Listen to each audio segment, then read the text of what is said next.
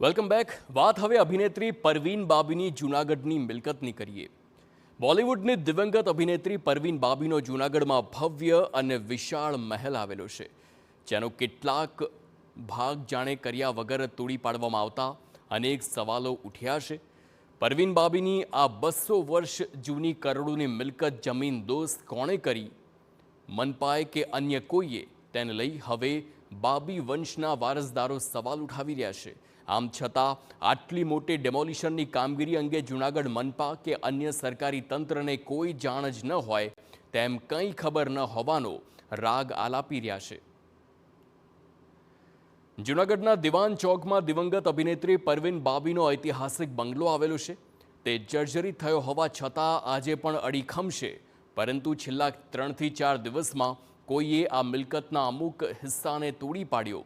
નોંધનીય છે કે પરવીન બાબીના મૃત્યુ બાદ તેમની જૂનાગઢની તમામ મિલકતો અંગે કોર્ટમાં 3 કેસ ચાલી રહ્યા છે. ત્યારે કોણ અને શા માટે મહેલને તોડી પાડ્યો તેને લઈને હવે પરવીન બાબીનો પરિવાર માલિકી અંગેના પુરાવા સાથે કાર્યવાહી કરશે.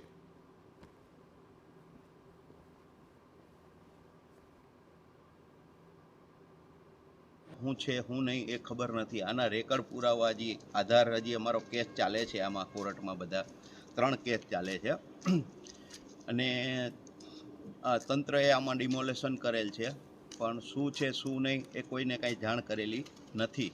બાબી એસોસિએશનમાંય ખબર નથી અને આનું કોઈ ટ્રસ્ટ નથી બાબીનું, બરોબર. અને કોઈને કાંઈ જાણ કર્યા વિના આ ડિમોલેશન થઈ ચૂક્યું છે.